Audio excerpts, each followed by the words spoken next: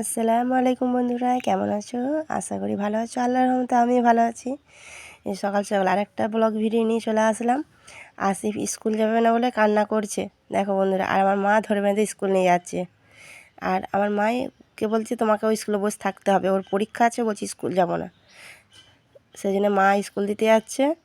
School থেকে পালিয়ে এসেছে বন্ধুরা, আসিফ স্কুল যায়নি। স্কুল গিয়েও স্কুল থেকে ঘুরে চলে এসেছে। স্কুল থাকলোই না বদমাইশ ছেলেটা। আর আমরা বিকেল হয়ে গেছে, এই যে এটা ছোলার ডালে হালুয়া বানাবো, তাই চলে আসলাম। আব্বা বানাবে আর আমি ভাবলাম তাহলে একটু ক্যামেরা ধরে দিই। সাদা তেল দিয়েছে, সাদা তেলে ছোলার ডালগুলো ফার্স্টে ভেজে নিতে হবে। এই যে ছোলার ডালগুলো ভেজে নিচ্ছে। ছোলার ডালের হালুয়া আমি কোনোদিন করিনি, আর আমি কোনোদিন খাইও নি, এই ফার্স্ট টাইম খাবো। আর আব্বা করে দিল, তাই খেতে পেলাম। সেজন্য আমার আব্বা ভেজে দিচ্ছে ছোলা ডালটা, বললো ভেজে ভালো হবে। এই যে ভালো করে ভেজে নেওয়ার পর দুধ দিয়ে দিচ্ছে। এই যে বন্ধুরা, দুধ দিয়ে পুরো এটা সেদ্ধ হবে, মানে পানি দেবে না, দুধ দিয়ে সেদ্ধ হবে। আবার বললো দুধ দিয়ে বেশি টেস্ট আসে, পানি দিলেও তো টেস্ট আসবে না। আর দুধের মধ্যে যদি সেদ্ধ করা হয় খুব সুন্দর টেস্ট আসবে। আর এই যে সেদ্ধ হয়ে গেছে, আমাদের তো হ্যান্ডের মিক্সার নেই, এই জন্য হাতে করেই এটা ঘুঁটে মিক্স করে নিল। আর মিক্সচার আছে, আবার বললো মিক্সচার লাগবে না, এটাতেই হয়ে যাবে। সেদ্ধ তো হয়ে গেছে, জাস্ট কোনোরকম একবার শুধু টিপে টিপে ইয়ে করে দেওয়া, ঘুঁটে দেওয়া। আর এই যে ঘি দেওয়া হয়ে গেছে, এবার ঘিয়ে এটা পুরো দিয়ে দিতে হবে। চলো। আর হ্যাঁ বন্ধুরা, চিনিটা আমার আগে করে দেওয়া হয়ে গেছে। ওই যখন দুধ দিয়েছিলাম সেদ্ধ হওয়ার পরে তখন চিনি দিয়ে দিয়েছিলাম, ওটা দেখানো হয়নি।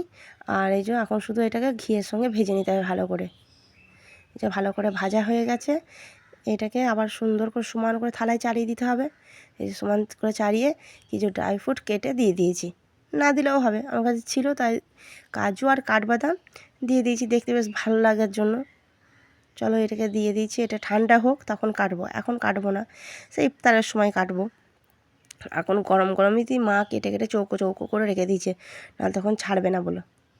এই যে আসিফকে টেস্ট করাচ্ছি, আসিফ কেমন হয়েছে দেখো, খেয়ে বলুক।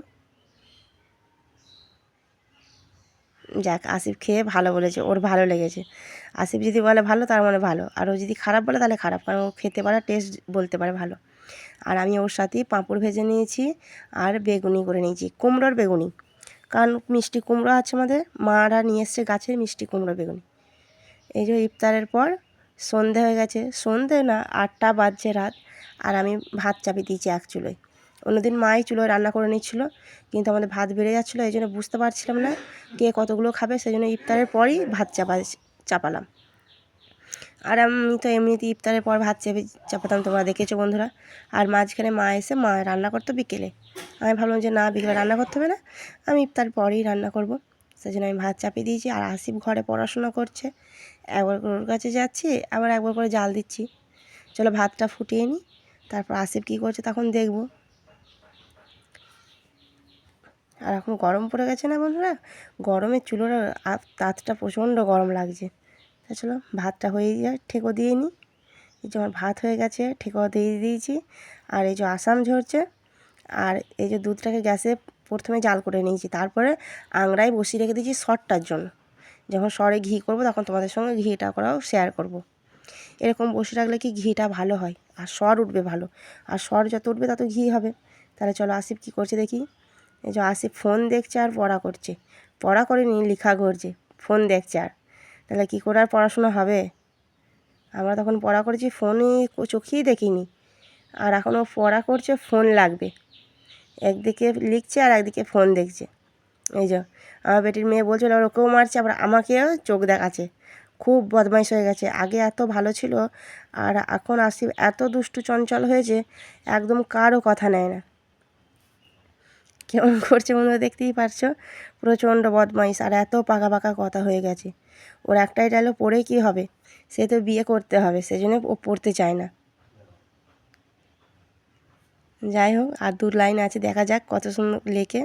লেখা ভালো, সুন্দর সুন্দর করে লেখে, আবার সময় বদমাইশি করে।